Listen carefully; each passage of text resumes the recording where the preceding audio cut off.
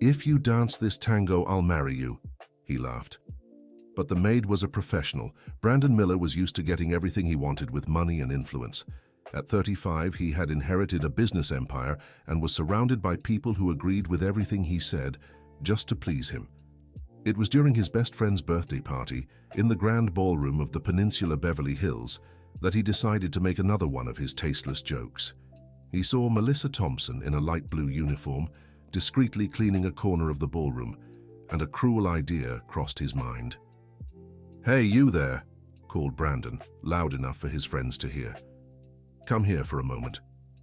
Melissa looked up, hesitated for a moment, but approached, maintaining her professional posture. She was 42, with black hair tied in a simple bun and eyes that showed a dignity that not even the uniform could disguise. "Yes, sir." "Do you see that music playing?" Brandon pointed to the quartet playing an Argentine tango at the back of the ballroom. "If you can dance this tango with me without embarrassing yourself, I'll marry you." Brandon's friends burst into laughter. Ashley, his fiancée of 3 years, laughed louder than anyone, finding the situation absolutely hilarious. "Oh, Brandon, you're terrible," she said, wiping tears from laughing so hard. "The poor thing probably doesn't even know what a tango is." "Yeah, Brandon, let the girl work," commented Tyler, another friend. "She must be dying of embarrassment." But Melissa showed no embarrassment at all. On the contrary, something changed in her expression. A different gleam appeared in her eyes, as if a long-extinguished flame had been rekindled. "Are you serious, sir?" she asked, with a firm voice that surprised everyone. Brandon hesitated for a moment, not expecting her to take the proposal seriously, but his ego spoke louder. "Of course I am. But don't worry, I know it's impossible for someone like you." "Someone like me?" Melissa repeated, and for the first time she smiled. It wasn't a submissive smile, but something that carried secrets. "Very well, sir. I accept the challenge." The entire ballroom seemed to stop. Conversations quieted, and gazes turned to that unusual scene. Melissa walked to the center of the ballroom with an elegance that no one had noticed before. "Musicians," she said, addressing the quartet, "can you play Jealousy?" The violinist smiled and nodded positively. Brandon, now the center of attention in a way he hadn't planned, felt obliged to go to her. "I hope you know I won't go easy on you," he said, trying to maintain his arrogant pose. "I wouldn't expect any less," replied Melissa. The music began, and then something happened that no one in the ballroom would ever forget. Melissa didn't just know how to dance tango, she mastered every movement with a skill that transformed the space around them into a professional stage. Dear listener, if you're enjoying the story, please take a moment to like and especially subscribe to the channel. It helps us a lot as we're just starting out. Now continuing, from the first step, it was clear who was leading the dance. Melissa guided Brandon with a subtlety that only a true professional possessed, making him seem a much better dancer than he really was. Her movements were fluid, precise, filled with a passion that told stories without words. The guests stopped talking completely. Even the waiters stopped circulating, hypnotized by the performance unfolding before their eyes. The woman in the simple uniform had transformed into something completely different. Brandon struggled to keep up, but the more he tried to lead, the more he revealed his inexperience. Melissa, sensing his difficulty, took control in such a subtle way that he barely noticed. It was as if she knew exactly how to make every movement seem like his decision. The most striking moment came when the music reached its climax. Melissa executed a series of spins that left everyone speechless, ending with a dramatic pose that made the entire ballroom erupt in spontaneous applause. When the music ended, the silence lasted a few seconds before an ovation began, one that Brandon had never received on his own merit, but he could barely process what had happened. Melissa gave a polite bow, thanked the musicians, and simply returned to her cleaning cart as if nothing extraordinary had occurred. "My goodness," whispered an elegant lady to her friend. "Who is that woman?" Ashley had completely stopped laughing. Her face showed a mix of surprise and something that seemed like discomfort. Tyler and Brandon's other friends remained silent, still processing what they had witnessed. "Brandon," called Melissa back at her workstation, You said that if I danced without embarrassing myself, you would marry me. I hope you're a man of your word." The taunt was delivered with such serenity that it made everything even more awkward for Brandon. He felt the weight of everyone's stares and realized he had gotten himself into a much bigger situation than he had imagined. In the following days, someone who had filmed the dance with their cell phone posted the video on social media. Within hours, the footage went viral with millions of views and comments, admiring the mysterious cleaner who danced like a professional. That was when everything really started to get complicated. Kevin Roberts, a journalist specializing in dance, immediately recognized Melissa's movements. He had covered tango competitions for over 20 years and had never forgotten one particular champion. "It can't be," he murmured, watching the video for the 10th time. Melissa Thompson, the tango queen of Los Angeles. The next morning, Kevin published an article that would change everything. The cleaner in the viral video is Melissa Thompson, former world tango champion who disappeared from the stage 5 years ago. The story told of a woman who had once dominated the dance world. Melissa Thompson had been the United States tango champion for 3 consecutive years and represented the country in international competitions, taking second place at the World Championship in New York in 2018. But then, in 2019, she simply vanished from the spotlight. No one knew why, only that she had married Brian Parker, a successful investment broker, and left her career behind. What Kevin's article revealed was devastating. Brian had been involved in fraudulent schemes, using the money Melissa had won in competitions for fake investments. When everything came to light, he fled abroad, leaving his wife not only betrayed, but completely financially ruined. Melissa had to sell everything, apartment, car, even her dance costumes, to pay off the debts her husband had left in her name. Without a college degree, and with a resume unsuited for conventional jobs, she took any honest work she could find. Brandon read the article on his tablet during breakfast in his Upper East Side penthouse. For the first time in years, he felt something he couldn't quite identify. It wasn't exactly guilt, but a restlessness that deeply troubled him. "Did you see this?" Ashley arrived excitedly, showing her phone. "The cleaner you danced with is famous." Well, she was famous. "Yes, I saw," Brandon replied, unable to take his eyes off the photo of Melissa in her glory days, wearing a stunning red dress at a competition. "What an irony, isn't it? A former champion working as a cleaner." Ashley laughed, but her laughter sounded forced. "At least now we know why she dances so well." Brandon didn't answer. Something about that whole story bothered him in a way he couldn't explain. That afternoon, he decided to return to the hotel. Officially, it was for a business meeting, but he really wanted to see Melissa. He wasn't sure what he would say. He just felt he needed to talk to her. He found her in the same hall where they had danced, setting up tables for an evening event. She worked with the same concentration as always, as if what had happened hadn't changed anything in her routine. "Melissa," he called her. She looked up but didn't seem surprised to see him. "Mr. Brandon, how can I help you?" He hesitated.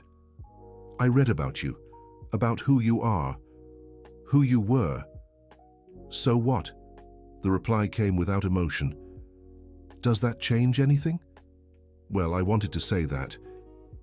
I'm sorry for what happened to you and for what I said at the party." Melissa stopped what she was doing and looked directly at him. "What exactly are you sorry for? For humiliating me in front of dozens of people, or for finding out that I'm not just some employee?"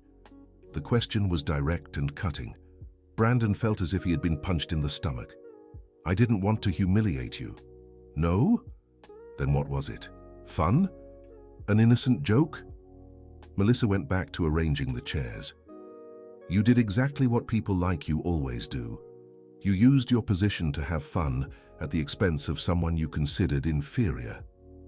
"You're right," Brandon admitted, and the sincerity in his voice made Melissa stop again. "I was a complete idiot, but now I know who you are."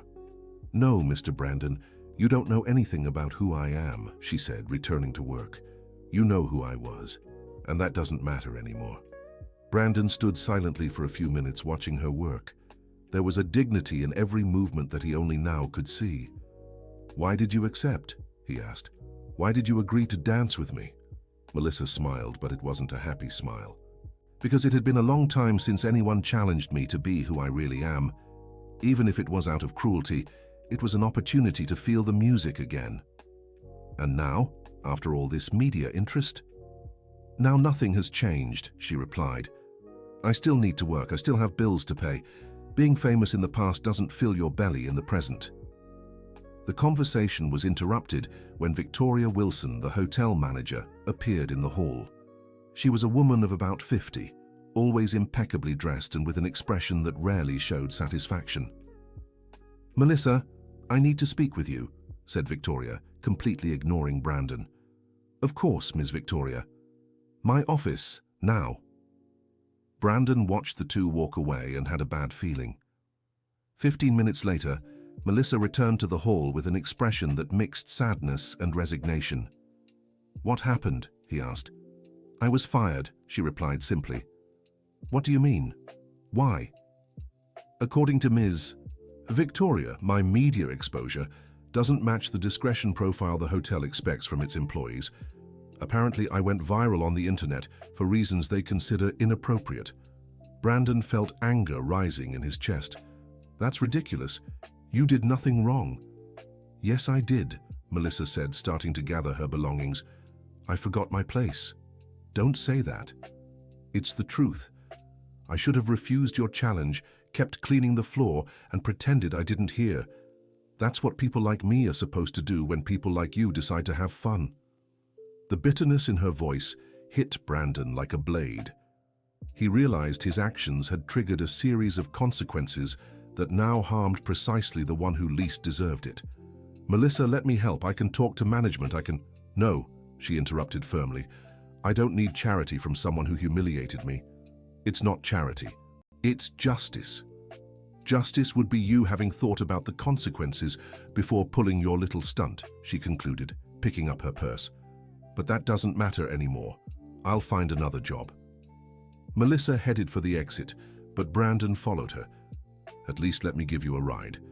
"No, thank you. I'll take the bus like I always have." "Melissa, please." She stopped and turned to him one last time. "Mr. Miller, do you really want to help me? Then forget about me. Pretend that dance never happened and let me get on with my life. It's the best gift you can give me." And with that, she left the hotel, leaving Brandon alone in the lobby where it had all begun. Dear listener, if you're enjoying the story, please take a moment to like the video and especially to subscribe to the channel. It helps us out a lot as we're just getting started. Now, continuing. In the days that followed, Brandon couldn't get Melissa out of his thoughts. The image of her leaving the hotel, carrying her few belongings, haunted him constantly. He tried to focus on business, but his mind always drifted back to that conversation in the lobby. Ashley noticed his distraction. "You've been acting strange since that day," she commented during dinner at an expensive restaurant in Bel Air. "Still thinking about the maid?" "Melissa," Brandon corrected. "Her name is Melissa." "Fine, Melissa," Ashley said impatiently. "But honestly, Brandon, you're making too big a deal out of this. It was just a dance." "It wasn't just a dance. I destroyed her job." "You didn't destroy anything. She's the one who put herself out there. If she wanted to keep being a simple maid, she shouldn't have accepted your challenge." Brandon looked at Ashley as if he was seeing her for the first time. They had been together for 3 years, engaged for 1, but at that moment he wondered if he really knew her. "How can you say that?" "Say what? I'm being realistic. Everyone has their place in the world, Brandon. She knew that when she accepted a job as a maid. She's a world tango champion." "Was," Ashley emphasized. "She was a champion. Now she's an unemployed maid. And honestly, I think you're getting too involved in this whole story." Brandon didn't respond.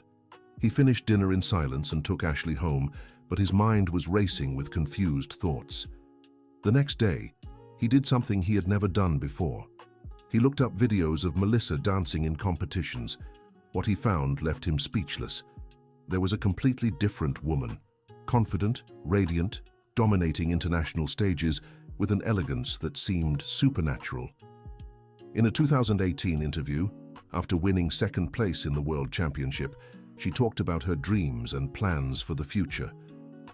"I want to open a dance school in Los Angeles," she said, smiling for the camera, "to show people that tango isn't just for the elite. It's a form of expression that can transform lives." Brandon closed the laptop, feeling a weight in his chest. That woman, full of dreams, had become the resigned person he met at the hotel, and he had contributed to that. He decided to look for her. He got her address through contacts and found out she lived in a simple apartment in Boyle Heights. When he arrived at the building, he hesitated for a long time before going up. Melissa answered the door wearing casual clothes, her hair down for the first time he had seen it. She seemed smaller, more fragile, but still maintained that upright posture that had caught his attention at the hotel. "Mr. Miller, how did you get my address?" "I needed to talk to you." "We have nothing to talk about." "Please, Melissa, just 5 minutes." She sighed and opened the door, allowing him to enter. The apartment was small but impeccably organized. On the walls, a few photos from her competitions, and dusty trophies were reminders of better times. "All right, speak. I want to make up for what I did." "How?" "I don't know. You tell me. What do you need?" Melissa laughed, but there was no humor in the sound. "What do I need? I need my ex-husband to come back with my money. I need the last 5 years of my life to have never happened. I need a time machine. Can you give me that?" "Melissa, I need a lot of things, Mr. Miller, but nothing you can give me. What if I could help you dance professionally again?" "How?" "I don't know yet, but there has to be a way." Melissa sat on the couch and stared at him with exhaustion. "Do you know the difference between you and me? You think everything can be solved with money and influence. I've learned that some things once broken can't be fixed." "I don't believe that." "Then you're more naive than I thought." They stayed silent for a few minutes. Brandon observed the photos on the wall, trying to imagine what Melissa's life was like before everything fell apart. "Why did you stop dancing?" he asked. "Even after Brian ran off, why didn't you go back to competing?" "Because it's not just about knowing how to dance," she replied. "To compete professionally, you need money for training, outfits, travel, entry fees. You need a partner who's also a professional. You need time to train 8 hours a day. And I needed to work to eat. But now, with all this media exposure, now what?" She stood up. "You think because I went viral on the internet the bills will pay themselves? That someone will show up with a magic contract? It could happen. Mr. Miller, you live in a different world than I do. In my world, fairy tales don't exist. What if I told you I got a call today?" Melissa stopped pacing the room. "What call?" "From the Bel Air Dance Academy. They saw the video and want to talk to you about teaching." "You're lying." "I'm not." Brandon took the business card out of his pocket. "I spoke with the director. She wants to schedule a meeting." Melissa took the card with trembling hands. "Why did you do this?" "Because it's the least I can do after what I caused." "And what's your interest in this? Why do you care?" The question caught Brandon off guard. He had asked himself the same question many times over the last few days. "I don't know," he answered honestly. "I just know I need to do something." Melissa studied the card for a long time. "The Bel Air Academy is for rich kids," she said finally. "They want an attraction, someone famous to say they teach there. They don't want a real teacher." "How can you be sure?" "Because I know that world. Places like that hire names, not talent. But it doesn't hurt to try, does it?" "Yes, it does. It costs the humiliation of being treated like a circus animal." "Melissa, you need to give yourself a chance." "I gave myself chances for 5 years, Mr. Miller. I looked for work at every academy in the city. You know what they offered me? To clean the studios or work the front desk, never to teach. But now it's different. It's different because now I'm famous for dancing with a millionaire, not for my merits." The conversation was interrupted by a knock on the door. Melissa went to answer, and returned accompanied by a neighbor, Mrs. Gladys, a lady with white hair and a sharp gaze.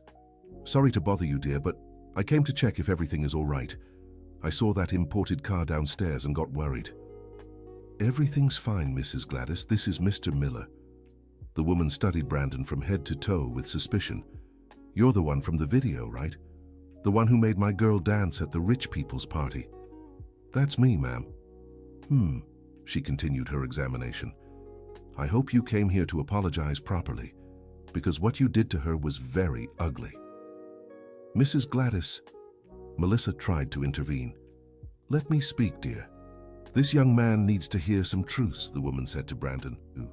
Do you know what this girl has been through? Do you know how many times I saw her crying on the stairs because she didn't even have money to buy food? Gladys, please. No, Melissa. He needs to know, she continued. This girl used to be someone important, you know. She earned money dancing, traveled the world, but her husband, who was no good, took everything away and left her with a debt as big as the world. Brandon listened in silence, realizing that every word from the woman was a piece of the puzzle that was Melissa's life. She worked as a maid, as a waitress, as a clerk, anything that came along, never complained, never asked anyone for help. And now you come here wanting to play the savior. I'm not playing, ma'am, I'm trying to help. Help how? By giving handouts. She doesn't need handouts, she needs respect and opportunity. That's exactly what I'm trying to offer. Gladys stared at him for a long moment. We'll see, she said finally. But if you hurt this girl again, you'll have to answer to me. And I'm not as polite as she is. After the neighbor left, Melissa sat down again, looking exhausted. Gladys adopted me when I moved here, she explained. She's like a mother to me. She cares a lot about you. She's the only one who cares, Melissa said, then corrected herself. Well, her and my students. Students? I give private dance lessons in the building's party room. It's nothing official, just for neighborhood kids who can't afford an academy. How many students do you have? About 15. They pay $5 per class when they can. Sometimes they can't, and I teach them anyway. Brandon felt a tightness in his chest. Here was a woman who had lost everything but still found the strength to teach children for almost nothing. Melissa, you need to go to this meeting at the academy. Why? To be humiliated again? To show them who you are, to show them you haven't given up? But I have given up, a long time ago.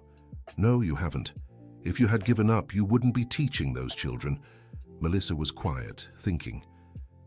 And if it goes wrong? And if it goes right? I don't know if I have the strength for another disappointment. I'll go with you. What? To the meeting. If you want, I'll come along. Not to speak for you, but for moral support. Why? Why would you do that?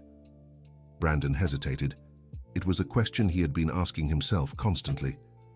Because I need to. Because I did something wrong and I need to try to fix it. And because I admire your courage. What courage? The courage to start over from scratch, to maintain your dignity even when everything falls apart, to keep teaching children even when you yourself need help. Melissa looked at him for a long time, as if trying to understand if he was serious. All right, she said finally. I'll go to the meeting, but on one condition. What? If it doesn't work out, you forget about me for good. Stop feeling guilty and get on with your life. And if it does work out, then we'll talk about that. Brandon smiled for the first time in days. Deal. The next day, they met in front of the Bel Air Dance Academy. It was an elegant building, with a glass facade and luxurious finishes. Melissa wore her best outfit, a simple but elegant navy blue dress, and carried a folder with certificates and photos from her competitions. Are you nervous? Brandon asked. Very. And you? Me? Why would I be nervous? Because you're more anxious than I am. She was right. Brandon had spent the night thinking about that meeting, hoping it would work out. They were greeted by Margaret Wilson, the Academy's director. She was a woman of about 50 with well-kept blonde hair and a professional smile that didn't reach her eyes. What a pleasure to meet you in person, Margaret said to Melissa. Your video made quite an impact. Thank you, Melissa replied politely. Please have a seat. Coffee, water.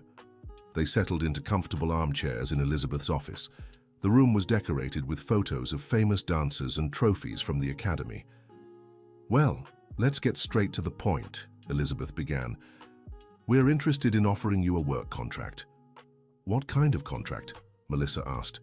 We want you to teach private lessons here at the academy. We have a very select clientele who would be delighted to learn from a former world champion. Former Argentine tango champion, Melissa corrected. Specific. Of course. Well, our private lessons cost $300 an hour.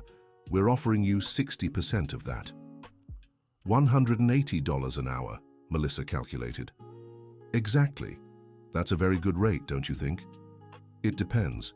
How many lessons per week? Well, that varies with demand. It could add up to about 10 hours a week.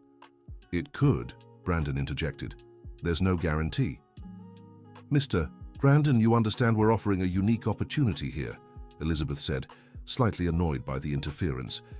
How many former champions get the chance to teach at an academy of our caliber? And how many academies of your caliber get the chance to hire a former champion? Melissa shot back. Elizabeth forced a smile. Touché. But the fact is, you've been away from competitions for 5 years. Our clients are demanding. What are you implying? We want to make sure you still, how shall I put it, have the standard our clients expect. She wants me to do an audition, Melissa said to Brandon, not bothering to hide her irritation.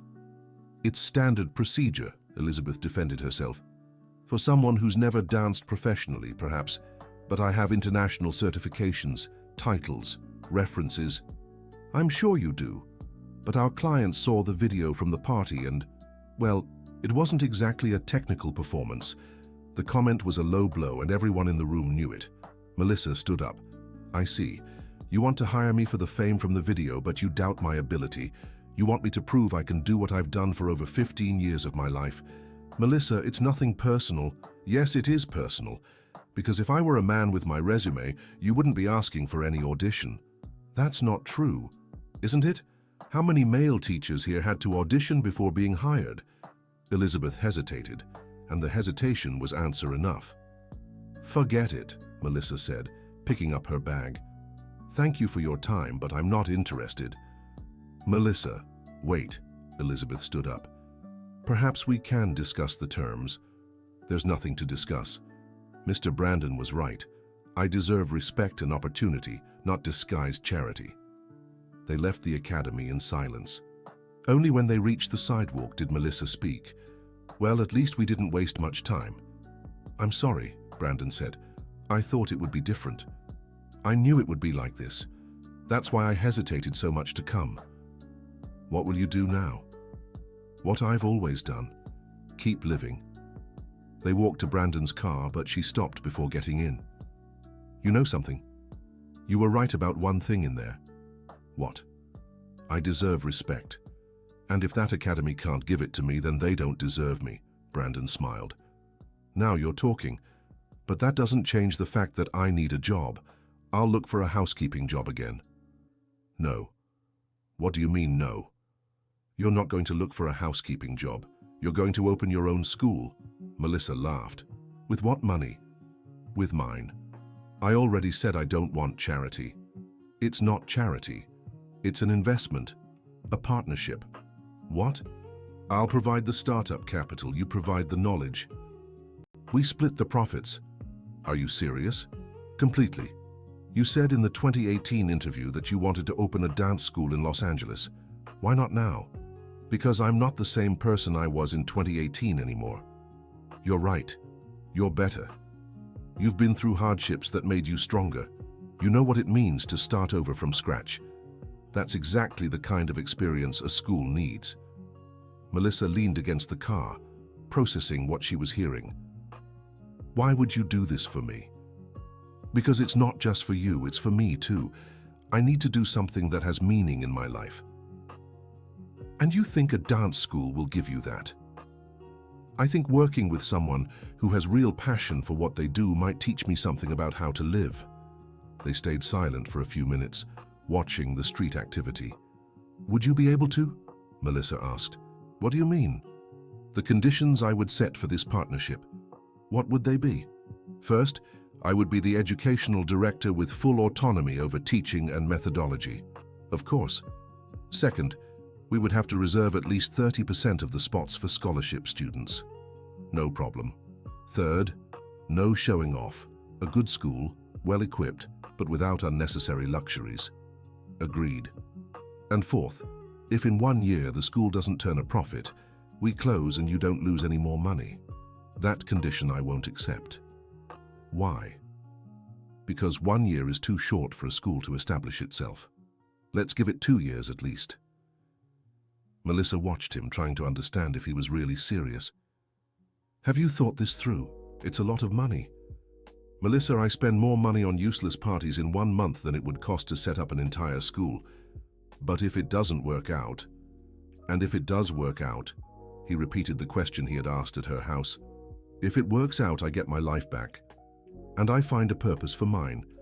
Dear listener, if you're enjoying the story, please take a moment to like and especially subscribe to the channel. It really helps us who are just starting out. Now continuing, Melissa extended her hand. Partners. Partners. Brandon shook her hand. But what neither of them imagined was that their lives were about to become much more complicated than any school could solve. 3 days after the meeting at the Bel Air Dance Academy, Brandon was in his office when he received an unexpected visitor. His secretary, Jessica, entered with a worried expression. Mr. Brandon, your mother is here. She didn't make an appointment, but insists on speaking with you. My mother. Brandon stood up, surprised. Elizabeth Miller rarely appeared at his office without warning. She seems determined. Elizabeth Miller entered the room like an elegant hurricane. At 68, she was still an imposing woman, with impeccable silver hair and a posture that demonstrated decades of command. She had built an empire alongside her husband, and, after his death, continued to manage the family businesses with an iron fist. Mother, what a surprise. What do I owe this visit to? Sit down, Brandon. We need to talk. Her tone left no room for arguments. Brandon sat down, sensing the conversation wouldn't be pleasant. It's about this dance school story. How did you find out? Did you really think you could hide an investment of this size from me? I still have contacts at the banks, my son. Brandon sighed. He should have imagined his mother would find out quickly. And what's the problem? The problem is that you're throwing money away because of a fling with a maid. It's not a fling, Mother. It's a business. Business?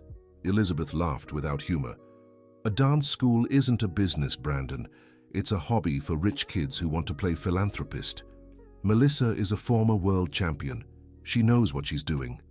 Melissa? Already on a first-name basis? How intimate. Mother, for heaven's sake. Brandon, you're smart. Don't pretend you don't understand what's happening.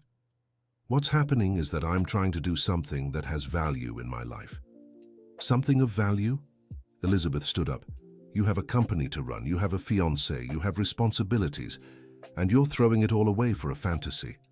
What fantasy? This fantasy that you're the knight in shining armor who's going to save the damsel in distress. That's not it. No? Then explain to me why you're willing to invest a fortune in a dance school with a woman you met a week ago.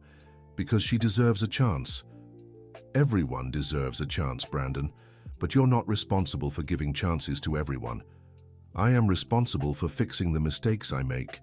Elizabeth stopped walking and stared at him. What mistake? Dancing with her at the party. Humiliating her at the party. You didn't humiliate anyone. You made a joke and she went along with it. If she didn't know how to dance, it would have been embarrassing for her. Since she did, it ended up being positive. Where's the humiliation? Mum, she lost her job because of it. She lost her job because she exposed herself. No one told her to accept your challenge. Brandon shook his head, incredulous at what he was hearing. How can you be so cold? I'm not cold. I'm realistic. And the reality is that you're falling for a woman who has nothing to do with your world. I'm not falling for anyone. No, Elizabeth smiled ironically. Then why did you break off your engagement with Ashley yesterday? The question took Brandon by surprise. He had broken up with Ashley the night before but hadn't told anyone. How did you know? Her mother called me hysterical this morning. She wants an explanation. The explanation is that we realized we're not compatible. When did you realize that? Before or after you met the dancer? This has nothing to do with Melissa. No? What a coincidence then. Brandon stood up, walking to the window. Down below, the city bustled with its normal routine, oblivious to the personal dramas unfolding in the mirrored offices. "Mom, I broke up with Ashley because I realized we were together for the wrong reasons, because it was convenient, because our families knew each other, because it was time to get married." And what's wrong with that? Marriages like that have worked for generations. Worked for whom? For people who understand that marriage is a partnership, not a soap opera romance. And what if I want both? Then you're dreaming. Romance fades, Brandon. Social compatibility remains. Melissa and I are compatible. Compatible? Elizabeth laughed. You're not even from the same social class. What conversations will you have? What friends will you have in common? What life will you build together? An honest life, a life with purpose. Purpose? Elizabeth shook her head. My son, you're having a midlife crisis at 35. Maybe. But I'd rather have a crisis at 35 than live an empty life until I'm 70. The answer seemed to hit Elizabeth hard. She stopped walking and looked at her son with an expression that mixed hurt and concern. You think my life is empty? I think your life is dedicated to keeping up appearances and status, and I don't want that for me. Brandon, everything I did was to ensure you had the best opportunities. I know, Mom, and I'm grateful for that. But now I want to use those opportunities to do something that really matters.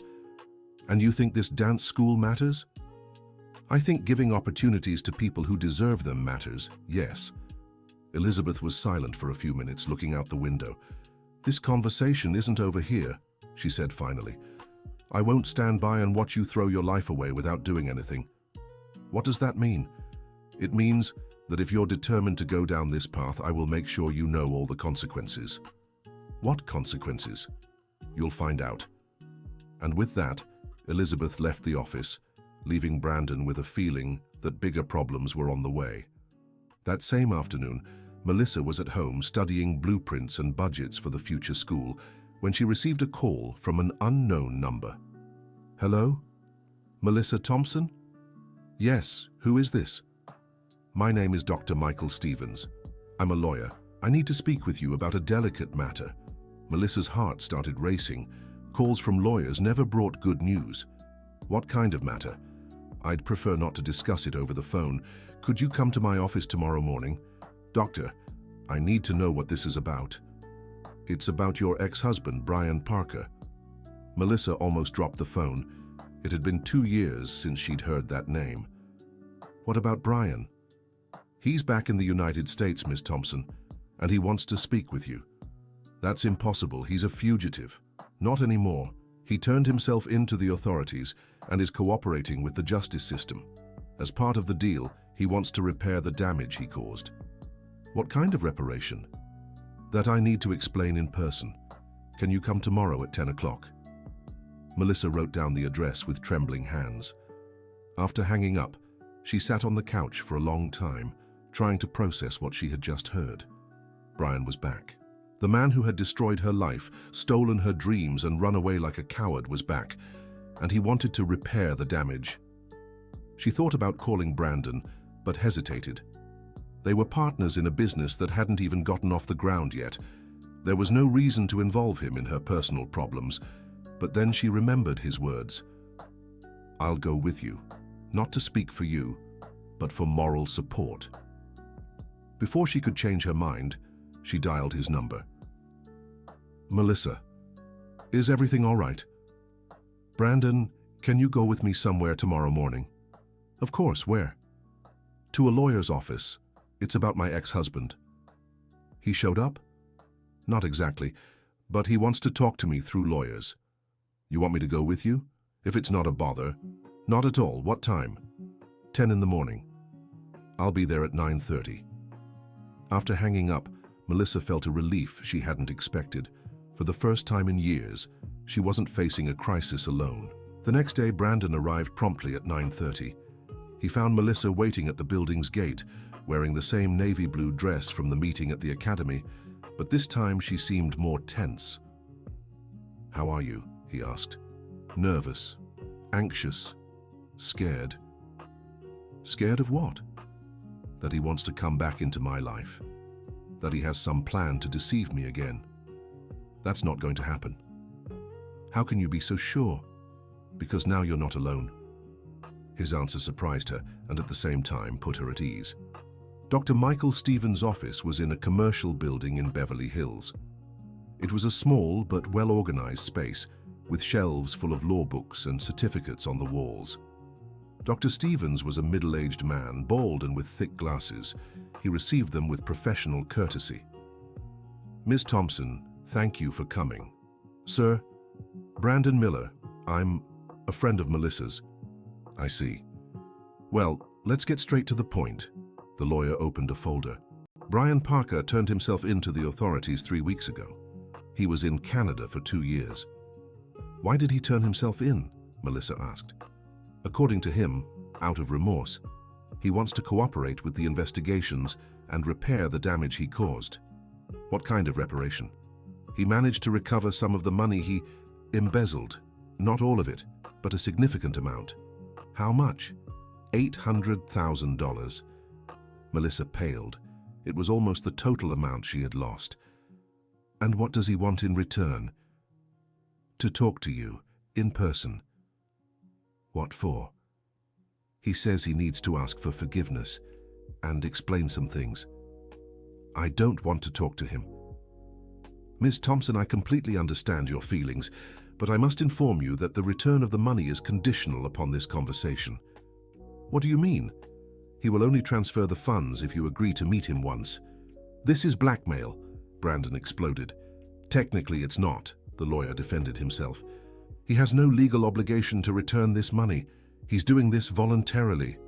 "So he's using the money as bait to force me to see him," Melissa said. "Unfortunately, that's how it appears." Melissa fell silent for a few minutes, processing the information. "If I agree to meet him, how would it work?" "Here at the office, in my presence. It would be a formal, safe meeting." "And after that, would he leave me alone?"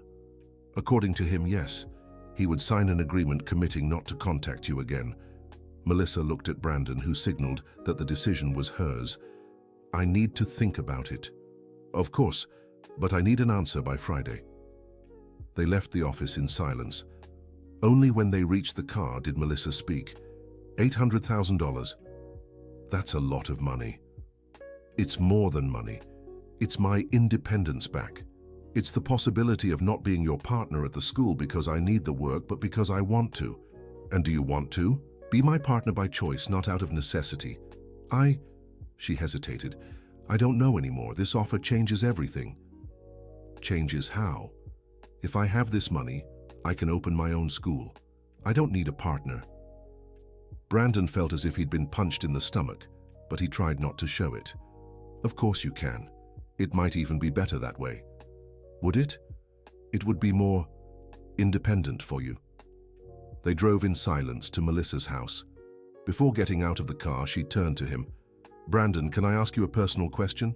"Sure. Why do you really want to open this school with me? And don't tell me it's to make up for what you did at the party, because that's already in the past." He hesitated. "Ever since I met you, my life has changed. Not just because I feel guilty, but because you showed me what it means to have passion for what you do. And I realized I've never had that. I have never done anything for love, only out of obligation or convenience, including your relationship with Ashley. Especially my relationship with Ashley. Did you break up?"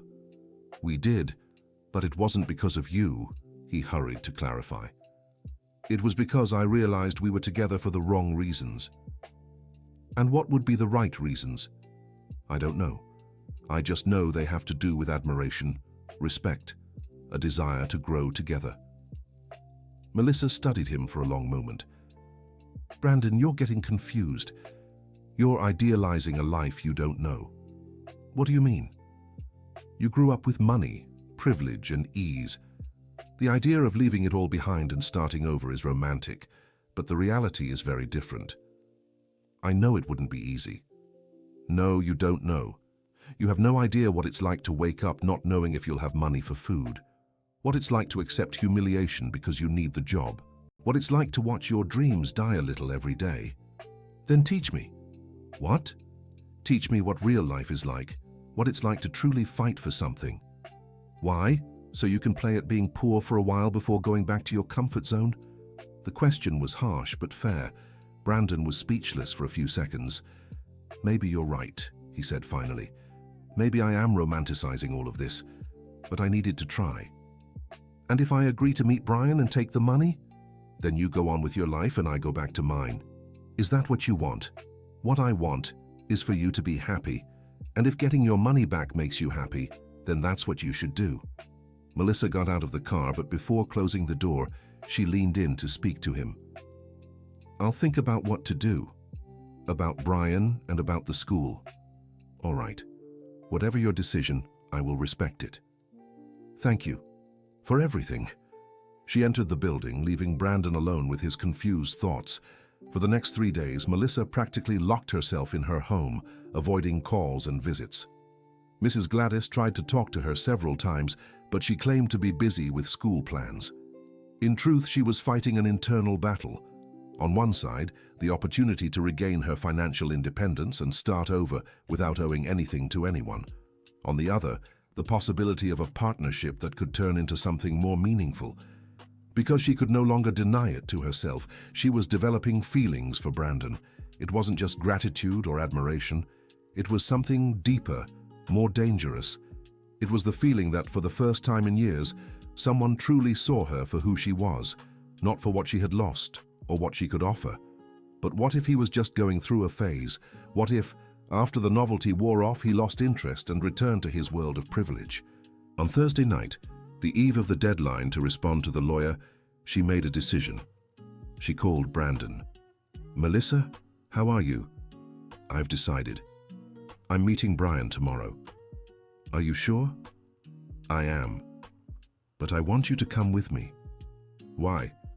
Because I need someone to help keep my feet on the ground, someone to remind me that I owe him nothing beyond hearing what he has to say. I'll be there. Brandon? Yes? No matter what happens tomorrow, I want you to know these last few days have been the best I've had in years. Why? Because I felt seen. I felt valued.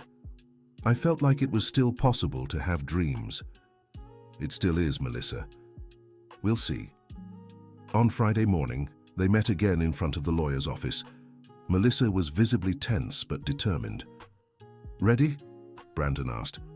As ready as I can be to face the man who destroyed my life. They went up to the office where Dr. Michael was waiting. But this time they weren't alone. A man was sitting in one of the chairs, his back to the door. When he turned around, Melissa felt her legs tremble. Brian Parker seemed to have aged 10 years in 2. He was thinner, with graying hair and deep dark circles under his eyes. But he was still the man she had fallen in love with 15 years earlier. Melissa? He stood up. Thank you for coming. Brian, she replied, keeping her voice steady. Sir? Brian extended his hand to Brandon. Brandon Miller, I'm a friend of Melissa's. Brian shook Brandon's hand, but his eyes showed he understood their relationship was more than friendship. Well, Dr. Michael intervened. Let's begin. Brian, you have 15 minutes to say what you need to say. Brian addressed Melissa, who had sat as far away from him as possible. Melissa, I know I can't undo what I did. I know I can't give back the years you lost because of me. Then why did you ask to see me? Because I need you to know the truth about why I did what I did, and about what happened afterward. The truth is you stole my money and ran away like a coward. That's not the whole truth, Brian sighed. Melissa, when I started dabbling in risky investments, I truly believed I could multiply our money. I wanted to give you the life you deserved. By lying to me, by lying to myself first. I convinced myself I knew what I was doing, that it was only a matter of time before it worked out. And when did you realize it wasn't going to work? When it was already too late, when I had already lost everything and still owed more. And why didn't you tell me? Because I was ashamed, because I knew you would leave me, and because I still thought I could turn things around. So you ran away. I ran away, he admitted. It was the greatest cowardice of my life, but I was desperate and scared. Scared of what? Of the people I owed money to. Dangerous people. Dr. Michael intervened. Brian, stick to the relevant facts. The point is, Brian continued, that these 2 years abroad were hell. I hated myself every day for having done that to you. And when I finally gathered the courage to come back, I found out you had lost everything. I didn't lose everything, Melissa said firmly. I rebuilt my life. I know, and I'm proud of you for that. I always knew you were stronger than me. If you know that, why are you here? Why didn't you leave me alone? Because I want to give you back at least part of what I took from you, and because... He hesitated. Because what? Because I still love you. The silence in the room was tomb-like. Melissa felt as if the air had been sucked from her lungs. Brandon tensed in his chair. Brian, she said slowly, I don't love you anymore. I know you're with someone else now. He looked at Brandon. But I wanted you to know that everything I did was out of love. Wrong, destructive, but it was out of love. It wasn't out of love, Melissa stood up. It was out of selfishness. You wanted to be the hero of my life, even if that meant destroying it in the process. Melissa, no. Now you're going to listen to me. She turned to face him completely. You didn't love me. You loved the idea of me. You loved the successful woman you could show off. And when you had to choose between protecting that image and protecting me, you chose to run away. You're right. Yes, I am. And do you know the difference between you and Brandon? She pointed to the man beside her. When he did something wrong to me, he stayed and tried to fix it. He took responsibility and treated me as an equal. Melissa. Brandon tried to intervene. No, Brandon. He needs to hear this, she continued, looking at Brian. True love isn't about wanting to be a hero. It's about being there during the hard times. It's about respecting the other person's strength, not trying to control it. Brian lowered his head. I understand and I accept it. I just want you to take the money and be happy. I will take the money, not because you want me to, but because it's rightfully mine. And what will you do with it? That's no longer any of your business. Dr. Michael seized the moment to intervene. Well, if you're in agreement, I can prepare the paperwork for the transfer. We're in agreement, Melissa said. And Brian? Yes? Never contact me again, for any reason. Understood? Understood. Great. An hour later, they left the office with all the paperwork signed. The money would be transferred to Melissa's account within 48 hours. How are you? Brandon asked when they reached the car. Strange. Relieved, but strange. Why? Because I closed a chapter I thought I'd never be able to close. And because I realized something important. What? That I don't want to be alone anymore. Brandon stopped walking. What does that mean? It means I want to open the school with you, as a partner, not as an employee. Even though you have your money back? Especially because I have my money back. Because now I know I'm choosing to have you as a partner, not needing you as a savior. Brandon smiled. And as a partner, may I suggest a few changes to the plan? What kind of changes? I want the school to have your name, the Melissa Thompson Dance Center. Why? Because you're the one who understands dance. I just understand business. And if it doesn't work out? And if it does work out? He repeated the question for the third time. If it works out, we'll build something beautiful together. I'm willing to take that risk. So am I. They shook hands once more, but this time the handshake lasted longer. And when their eyes met, they both knew that this professional partnership had the potential to become something much greater. But there were still challenges ahead that neither of them could foresee. 3 months later, the Melissa Thompson Dance Center was taking shape. They had rented a spacious facility in Silver Lake, with 3 classrooms, imported mirrors, and a professional sound system. Melissa supervised every detail of the renovation with the care of someone fulfilling a dream. The barres need to be at this exact height, she explained to the carpenter, and the floor must have the right flexibility, otherwise the students will get hurt. Brandon watched her work, admiring her technical knowledge and dedication. She had completely transformed since the day they met. The resigned woman who cleaned the hotel's ballroom had given way to a confident and passionate professional.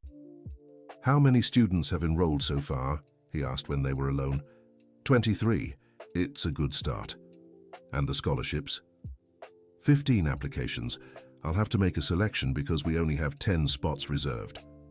Why don't we increase it to 15? Brandon, we can't keep increasing costs before we even open. But if there's demand, there is demand. Whether there's money to cover the extra costs, I don't know. This was a recurring discussion between them. Brandon always wanted to expand, offer more, invest more. Melissa preferred to start small and grow safely. Speaking of money, he said, picking up a folder, the first invoices have arrived. Promotional materials, renovation, equipment. Melissa took the papers and analyzed the amounts. What she saw made her pale. Brandon, this is almost $100,000 more than we budgeted. Yeah, there were some extras. What extras? The sound system you wanted was more expensive. The special floor too. And we had to redo part of the electrical installation. But you didn't consult me about these expenses. I thought it wasn't a problem. You said you wanted everything perfect. I said I wanted everything good, not perfect. There's a huge cost difference between the two. Brandon realized he had made a mistake. Melissa, I'm sorry, I should have consulted you. It's not just about consulting, it's about respecting our agreement. 50% of the decisions are mine, including financial ones. You're right, it won't happen again. How are we going to cover this extra? I'll cover it. No, she said firmly. If you cover it, it will mean you have a larger share in the partnership, and that changes our entire agreement. Then what do you suggest? We take out a loan in the company's name, and we pay it back together. Melissa, that doesn't make sense. I have the money, and I have my pride. They stared at each other for a few seconds until Brandon understood there was no room for negotiation. All right, a loan then. Thank you. The tension between them was interrupted when the door opened and Elizabeth Miller entered the studio. She looked around with a poorly disguised expression of disapproval. Mom, what are you doing here? I came to see your new venture. I don't remember giving you the address. It's not hard to find information about a company, Brandon, especially when it's in my name. What do you mean in your name? The loan you requested, Elizabeth smiled coldly. Since you don't have enough assets for collateral, you needed a guarantor. Guess who signed? Brandon paled. He had asked his accountant to handle the loan matter, but didn't know his mother had gotten involved. Mum, you had no right to do that without consulting me. I didn't do anything. I just responded when the bank approached me to guarantee my son's loan. Melissa watched the exchange, realizing she was in the middle of a family game whose rules she didn't know. Mrs. Miller, she said politely, it's a pleasure to meet you in person. Elizabeth studied her from head to toe with the look of someone appraising a product. So you're the famous Melissa, the one who turned my son's head. We are business partners, ma'am, nothing more. Partners? Elizabeth laughed. How interesting. And tell me, dear, what's your experience in running businesses? None. That's why we have an accountant and a lawyer advising us. But the practical experience of dealing with employees, suppliers, cash flow, I'm learning. Of course you are. Elizabeth walked around the room touching the support bars. And while you're learning, who guarantees you won't bankrupt the company? Mom, that's enough, Brandon intervened. No, Brandon, it's a valid question, Elizabeth continued. You took out a $200,000 loan. If the school doesn't work out, who's going to pay? We will, Melissa answered. You? Elizabeth smiled ironically. Do you have $200,000 saved, dear? I have $800,000. Oh, that's right. The money your ex-husband returned. What a coincidence that he showed up right now. What are you implying? Melissa felt the anger rising. Nothing. I just find it curious that he managed to save so much money in such a short time abroad. Mom, you're being offensive. I'm being realistic. You two are playing business without having the slightest notion of the risks involved. We're not playing, Melissa said, keeping her voice firm. We're building a serious business. Based on what? Your experience as an employee? based on my technical knowledge and determination to make it work. Determination doesn't pay bills, dear. Mrs. Miller, Melissa positioned herself facing the older woman. You have every right to worry about your son, but you don't have the right to disrespect him or me. Disrespect? Elizabeth laughed. Dear, disrespect would be letting you go on with this fantasy without warning you about reality. And what would that reality be? That 90% of businesses in the entertainment industry close in the first year, that you have no experience, that you're investing with emotion, not reason. And you think we should give up? I think you should go back to your life and let my son go back to his. The silence that followed was tense. Melissa felt as if she had been slapped, but maintained her composure. Mrs. Miller, thank you for visiting. But now I need to get back to work. Melissa, Brandon tried to intervene. No, Brandon, your mother has the right to express her opinions, and I have the right to disagree with them. Elizabeth picked up her purse and headed for the exit. Brandon, you know where to find me when this phase passes. After she left, Brandon and Melissa remained silent for several minutes. I'm sorry, he said finally. Why? She's your mother. It's natural for her to worry. But she had no right to talk to you that way. Yes, she did.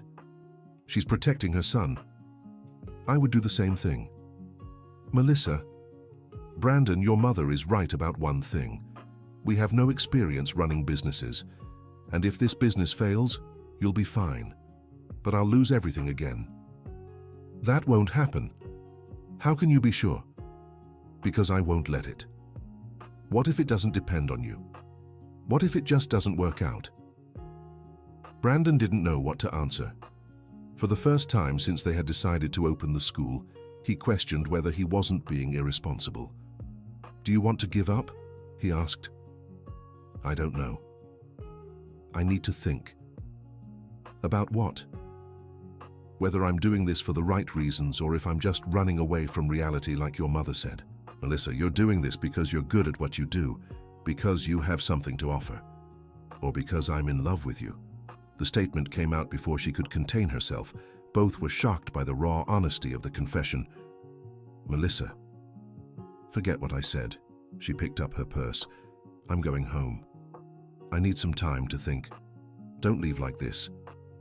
Brandon, I need to be sure I'm here for the school, not for you. What if it's for both? Then it's even more dangerous. She left, leaving Brandon alone in the space they had built together. For the first time, the place seemed empty and meaningless. That night, Melissa called Mrs. Gladys. I need to talk to you.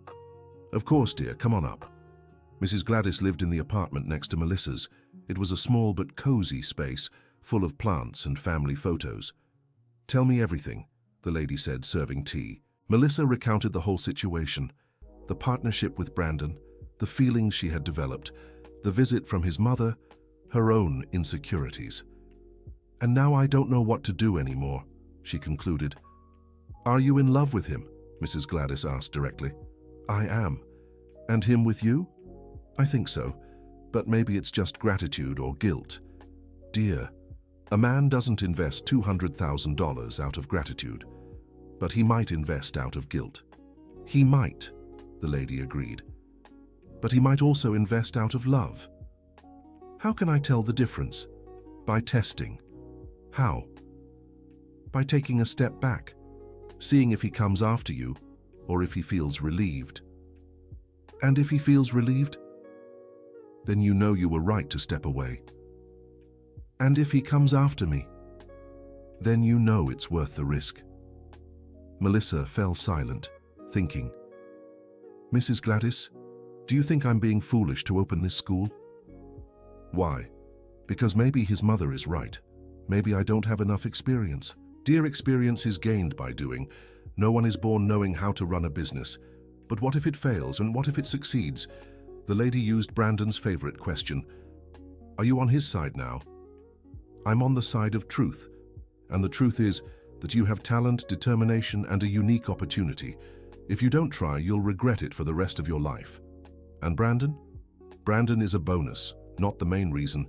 If it works out between you, great. If it doesn't, you still have your school. You're right. I always am. Mrs. Gladys smiled.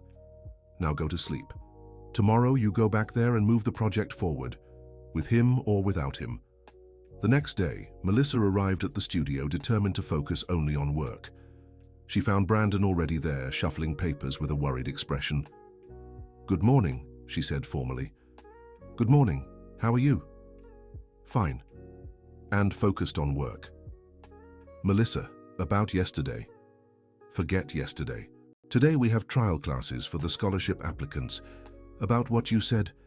"Brandon, I said to forget it. Let's focus on the school." "But I don't want to forget." Melissa stopped organizing the folders and stared at him. "Why?" "Because I'm in love with you too." Her heart raced, but she tried to maintain her composure. "Since when?" "Since the first day. Since you accepted my silly challenge and showed me what real courage is." "Brandon, I know you have doubts. I know my mother planted insecurities in your head. But I need you to know that this isn't guilt or gratitude." "Then what is it?" "It's admiration. It's respect. It's the feeling that when I'm with you, I'm a better version of myself." Melissa felt her eyes well up, but before she could respond, the door opened and a group of children entered, accompanied by their mothers. "Teacher Melissa," shouted a girl of about 10. "We're here." It was Emma, one of the students from the classes in the building's party room. Melissa had suggested she try for a scholarship at the new school. "Hi, Emma. I'm glad you came. My mom almost didn't let me. She said a place for rich people isn't for people like us." "And what did you tell her?" "That you said dance has no social class, that you just need to have the desire to learn." Melissa smiled and bent down to be at the girl's eye level. "Exactly. And you have a lot of desire to learn, don't you?" "I do. I want to be just like you one day." "You'll be better than me," Melissa said, stroking the girl's hair. Brandon watched the scene with a smile on his face. Watching Melissa with the children was like seeing her purest essence. "Good morning, mums," Melissa addressed the women accompanying the candidates. "Thank you for bringing your children. Shall we begin?" For the next 2 hours, Melissa conducted the trial classes with a mastery that left all the mothers impressed. She didn't just teach steps, she conveyed passion, discipline, and self-confidence. "Did you see how she made Ethan lose his shyness?" one mother commented to another. "And Emma was dancing like a professional. This school is going to be a success." Brandon mentally noted every compliment, every demonstration that they had made the right choice. When all the children had left, he and Melissa were alone to evaluate the candidates. "They all deserve a spot," Melissa said. "Then let's give it to all of them." "Brandon, we've talked about this, I know, but seeing you with these children, how can I deny them an opportunity?" "By being responsible, growing according to our capacity." "What if we increase our capacity?" "How?" "By hiring another teacher." "With what money?" "With the money from the paying students' tuition." Melissa stopped to think. The suggestion made sense from a teaching perspective, but it still worried her financially. "Brandon, can I ask you a question?" "Of course. If I weren't here, would you open a dance school?" "No." "Why?" "Because I don't understand anything about dance." "But you understand business." "I do. But business only makes sense when it has a purpose, and my purpose here is you." "That worries me." "Why?" "Because if I leave, the purpose disappears. Then what?" "You're not going to leave." "How can you be sure?" "Because you're passionate about this, because this school is your dream, and because I won't let you go." "What if I want to go?" "Then I'll come after you." "Even if your mother disapproves?" "Especially for that reason." Melissa laughed for the first time that day. "You're impossible, and you're amazing." They were about to kiss when the door opened again. This time it was Tyler, Brandon's best friend. "Brandon, I thought I'd find you here." He stopped when he saw Melissa. "Hi, you're the famous dancer." "I'm Brandon's partner," Melissa corrected. "So of course, partner." Tyler smiled in a way that made it clear he didn't believe the official version. "Brandon, I need to talk to you. Now. It's urgent." Brandon looked at Melissa, who signaled for him to go. "I'll finish tidying up here," she said. The two men went out to talk in the parking lot. Man, you're playing with fire, Tyler said bluntly. What are you talking about? Your mother called me yesterday, told me about your new adventure. It's not an adventure, it's a serious business. Brandon, I'm your friend, can I be honest? Go ahead. You're making the same mistake every man makes when he's in love. You're mixing heart with money. How so? Do you really think you'd open a dance school if you weren't interested in her? Maybe not. But that doesn't invalidate the business. It doesn't invalidate it, but it makes it dangerous. Because if the relationship goes wrong, the business will go wrong too. And who says it will go wrong? No one. But what if it does? Have you thought about that? Brandon didn't answer immediately. Tyler, for the first time in my life, I'm doing something that has real meaning. I can't stop out of fear of what might go wrong. I'm not asking you to stop. I'm asking you to be careful. What kind of careful? Protect yourself legally. Make sure that if anything happens, you don't lose everything. That would be a lack of trust in Melissa. It would be business smarts. Tyler, I trust her, and I hope your trust is well placed, but trust and precaution can go hand in hand. When they went back inside, Melissa was finishing arranging the chairs. Everything all right? She asked, noticing Brandon's tense expression. Everything. Tyler just wanted to know how the school is doing. And how is it going? Tyler asked Melissa directly. Well, we're on schedule, within budget, and with good demand. That's good. And the legal aspects? Contracts, insurance, those things? Our lawyer is taking care of everything. Great, because it's important to protect everyone involved. Melissa looked from Tyler to Brandon, sensing there was subtext to the conversation. Absolutely, she said. Mutual protection is fundamental in any partnership. Tyler smiled, satisfied with the answer. Well, I'll let you get back to work. Brandon, if you need anything, call me. After he left, Melissa turned to Brandon. Your friend doesn't trust me. He's just being cautious. And you? Are you being cautious too? What do you mean? If you think you need to protect yourself from me, maybe this partnership isn't a good idea. Melissa, it's not about trust in you. It's about business prudence. I understand and I agree. You agree? Of course, let's do a complete, detailed contract, protecting both sides. That way no one gets hurt if something goes wrong. You're not upset.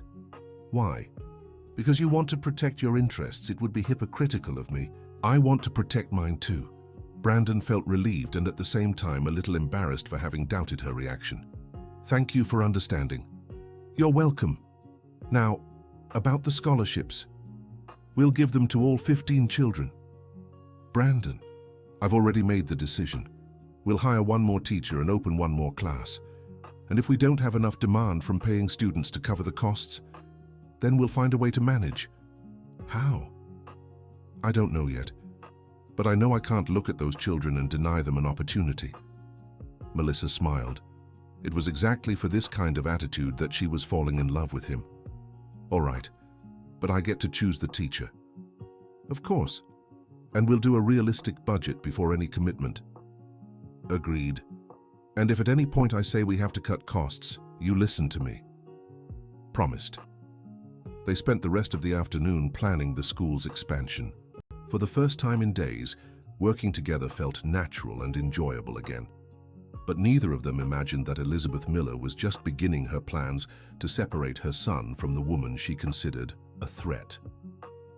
The next morning, Melissa arrived at the school and found an unfamiliar man waiting at the door. He was well-dressed, middle-aged, with an executive briefcase in hand. Ms. Melissa Thompson? Yes, can I help you? I'm Richard Peterson, an accountant. I need to speak with you about some irregularities in the school's documents. Melissa's heart raced. What kind of irregularities? I'd prefer to speak with you and Mr. Brandon together. Is he here? He should be here any moment. Would you like to come in? They settled into the makeshift reception area.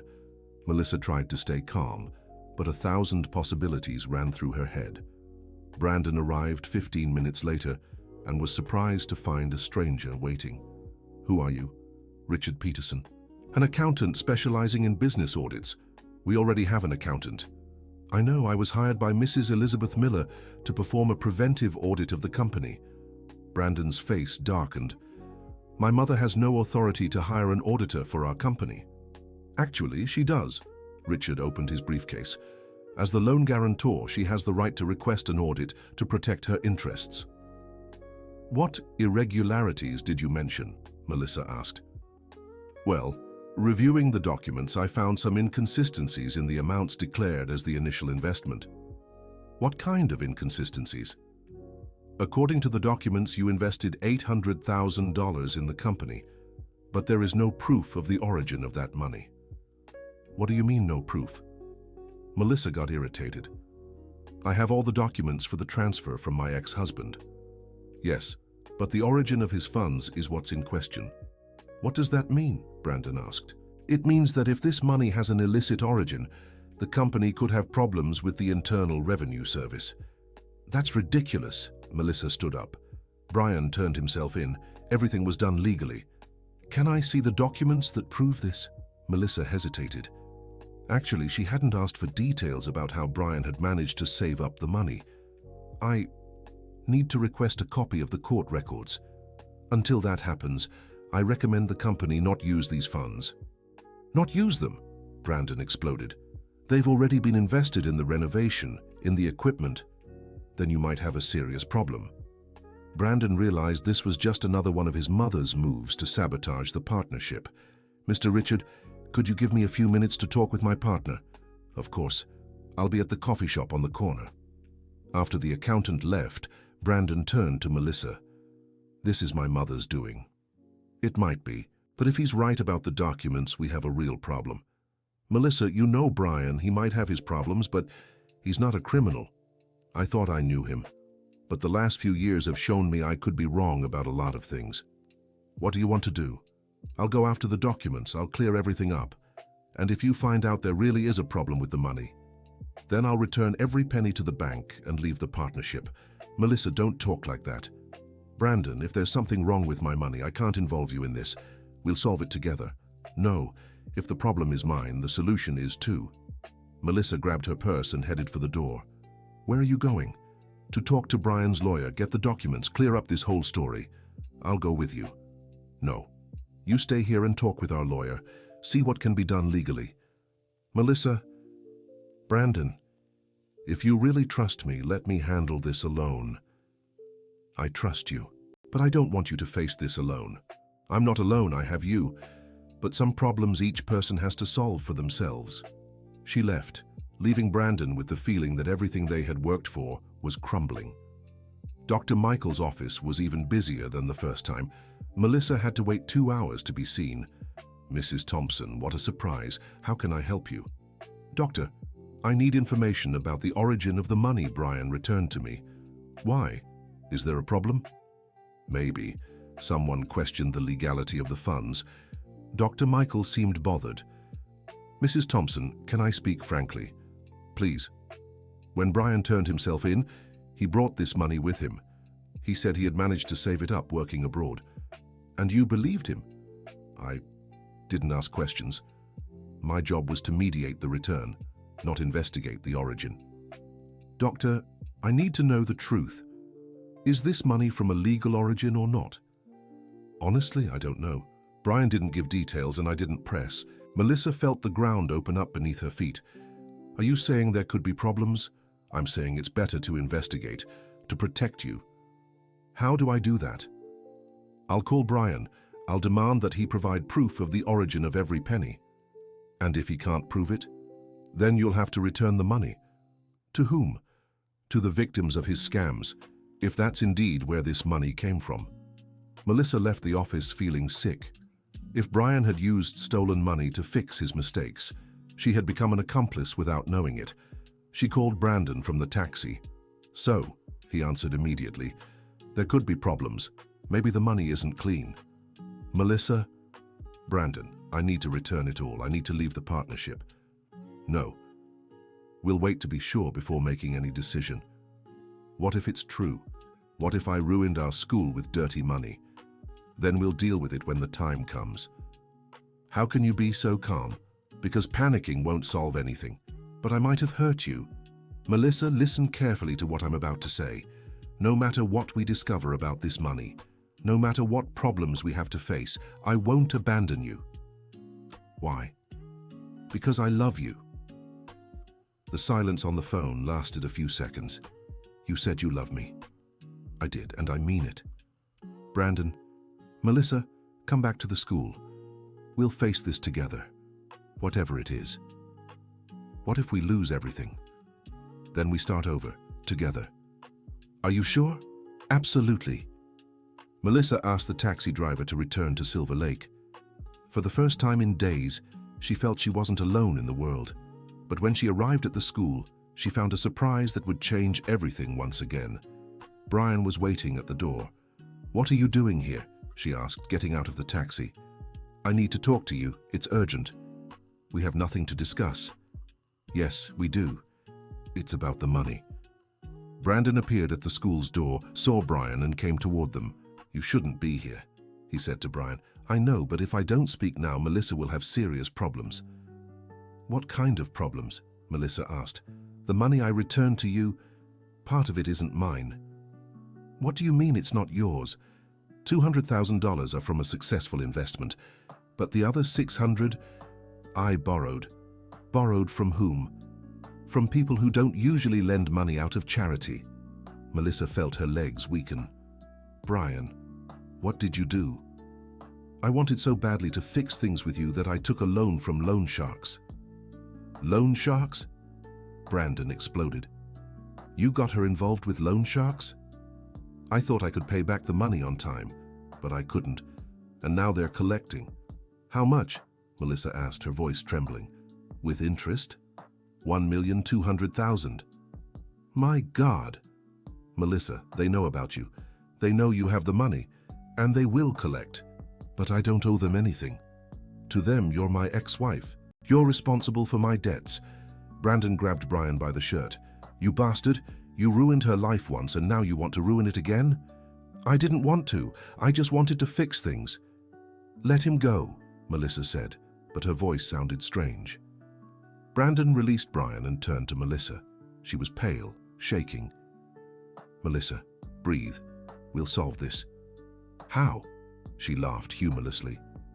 "With what money? Even if I return the 800,000, I'll still owe 400,000 to loan sharks. I'll pay." "No, I've already caused you too much trouble." "Melissa, no," she shouted. "Enough. I'm tired of dragging other people into my problems." "What problems? You did nothing wrong." "Yes, I did. I accepted money without investigating its origin. I involved you in a partnership that may have been founded with dirty money. I risked everything we built." "Melissa, none of this is your fault." "Yes, it is. Because I wanted to believe it would be easy, that I could start over without consequences. And you can. I can't. And I can't involve you in this anymore." She turned to Brian. "How much time do I have?" 1 week, maybe less." "What if I return the 800,000? "They'll accept it as a down payment, but they'll want the rest with interest." "Then that's it," she said with a frightening calm. "I return the money, leave the partnership, and figure out how to pay the rest." "How?" Brandon asked. "I don't know, but it's my problem, not yours." "Melissa, don't be foolish. We'll solve this together." "No, you go back to your life, and I'll go back to mine." "What life? Running from loan sharks?" "If I have to." "This is madness." "It's reality." Brandon realized he was losing her, and that nothing he said would make her change her mind at that moment. "All right," he said. "You want to run away? Then run. But not alone." "What?" "I'm coming with you." "Brandon, don't be ridiculous." "I'm not being ridiculous. I'm being consistent. If you leave my life, I have no reason to stay in my life either. You have your company, your family. My company runs itself, and my family, well, you've seen how my mother treats me."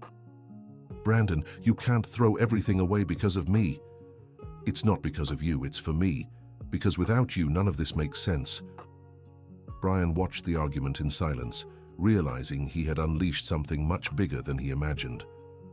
Listen, he intervened. I caused this problem. Let me try to fix it. How? Melissa asked. I'll turn myself in again. I'll tell the police everything. Maybe they can protect me. And leave her with the debt? Brandon asked. It's better than leaving her with the loan sharks after her. No, it's not, a voice said behind them. Everyone turned. 3 men were approaching. They didn't look violent, but there was something in their expressions that made it clear they weren't there for a friendly chat. Brian Parker, the tallest of the 3 asked. That's me. And you must be Melissa. What do you want? She asked, trying to keep her voice steady. To talk about a financial matter. Not here, Brandon said. Let's go somewhere else. Why not right here? The man smiled. It's a beautiful place, dance school, right? Must have cost a lot to set up. The veiled threat was clear. They knew about the school. They knew about Brandon. What do you want? Melissa repeated. Our money back, with interest. How much? 1,200,000, as Brian already explained. I don't have that money. But you have 800,000, right? That's a start. And the rest? The rest we can negotiate. It can be in installments with guarantees. What kind of guarantees? The man looked around at the school, at Brandon. People close to you count as guarantees, especially people who have money. Brandon stepped forward. She has nothing to do with his debts. Legally, maybe not, but morally, she kept the money, didn't she? Money she thought was rightfully hers. Thought, the man laughed. Life is full of misunderstandings, isn't it? What exactly do you want? Melissa asked. The 800,000 by Friday and a schedule for the rest. And if I can't, you will, I'm sure. The men walked away, but not before the leader said, Oh, and Melissa, don't try to run or involve the police. That will just complicate things for everyone. After they left, the 3 of them were silent for several minutes. Well, Brian said finally, now you know what kind of people you're dealing with. Why did you do this? Melissa asked, no emotion in her voice. Because I'm an idiot who thought I could fix 5 years of mistakes in 5 minutes. Brian, you need to disappear. Now, Brandon said, and leave her with the problem. Your presence only makes things worse. They know you caused this. But go away, Brian, Melissa said, tired. You've done enough damage already. Melissa, I'm sorry. I know. Now go. Brian hesitated, but finally walked away. Melissa and Brandon were left alone in front of the school they had built together.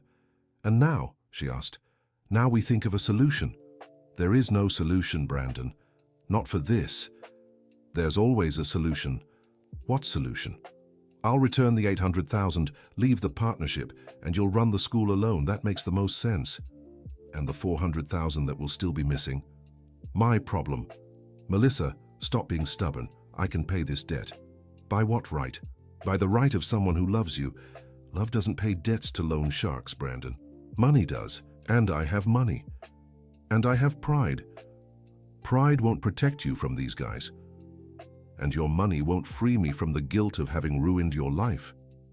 They entered the dance center and sat in the middle of the empty hall. The space that had symbolized a new beginning now felt like a tomb of dreams. Melissa, answer me one thing, Brandon said. What?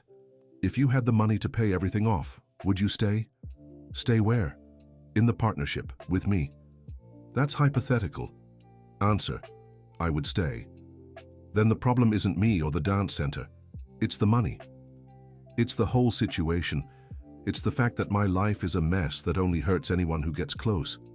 Your life isn't a mess. Your past choices had bad consequences, but that doesn't define who you are. Yes, it does. I chose to trust Brian twice. The first time when I married him, the second when I accepted his money. You trusted because you're a good person. That's not a flaw. It's naivety. It's humanity. They fell silent, each lost in their own thoughts.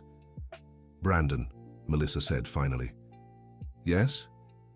If I accept your help to pay off this debt, what will you want in return? Nothing. Nothing? Well, maybe one thing. What? That you stop running away from me. I'm not running. Yes, you are. From the very first day. Whenever things get serious between us, You find a reason to pull away. That's not true, isn't it? When I said I wanted to open the dance center with you, you hesitated. When I said I was in love with you, you changed the subject.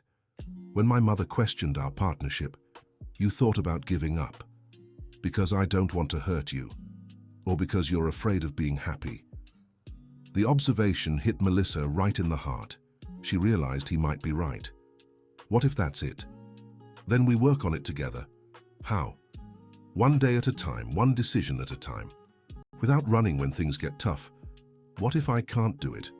You can, because you're the bravest woman I've ever met. I don't feel brave. Courage isn't about not being afraid. It's about doing what needs to be done, even when you are afraid. Melissa looked around the dance center. On the walls there were still the drawings the children had made during the trial classes, little colorful ballerinas made with crayons representing simple and pure dreams. Those children, she said, what about them? They're going to be left without classes. Why?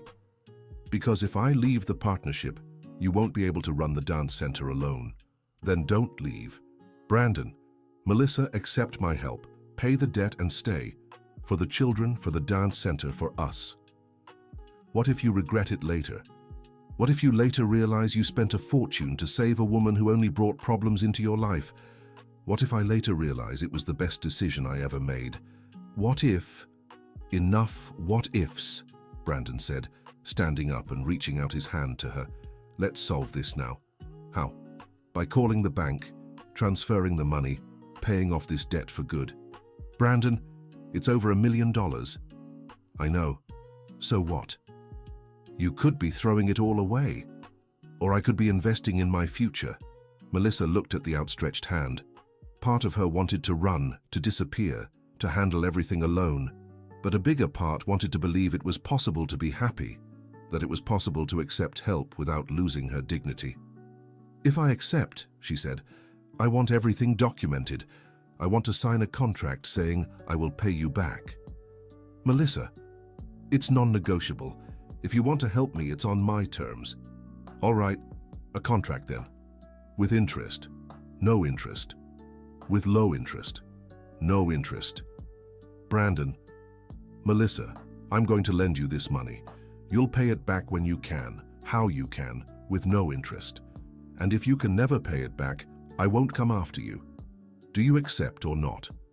She looked at him for a long moment. She saw determination, love, and something she had never seen in any man's eyes before, genuine respect for who she was. I accept, she said, taking his hand. But only because you'll let me pay you back. You can try.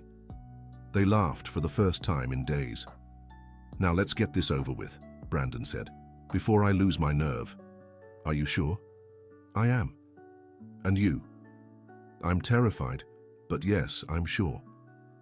3 hours later, everything was settled. The money had been transferred, the loan sharks contacted, and the debt paid off. Brian had disappeared again, this time for good. Melissa and Brandon were back at the dance center, sitting on the ballroom floor sharing a pizza they had ordered. How do you feel? He asked. Free. And in debt to you, she smiled. The debt to the loan sharks was more concerning.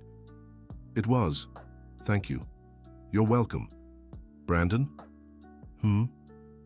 What will your mother say when she finds out you spent over $1 million on me? She'll probably try to have me committed. And are you prepared for that? I'm prepared for anything as long as I'm by your side, even if she tries to keep us apart, especially if she tries to keep us apart. Melissa moved closer to him. Can I confess something? Of course. I'm absolutely terrified. Of what? Of being happy, of allowing myself to believe this can all work out. Why? Because the last few times I was happy, everything fell apart right after. What if this time is different? What if it's not? Then we rebuild, as many times as it takes. Promise? I promise. They kissed in the middle of the empty ballroom, surrounded by mirrors that infinitely reflected the image of two dreamers who had decided to bet on love. But what they didn't know was that Elizabeth Miller was far from giving up, and that their greatest trials were still to come. End of story. Now tell us what you thought of the story. Do you believe Melissa and Brandon will be able to overcome all the obstacles? Is their love strong enough to face their social differences? Leave your opinion in the comments and don't forget to like and subscribe to the channel for more moving stories like this one.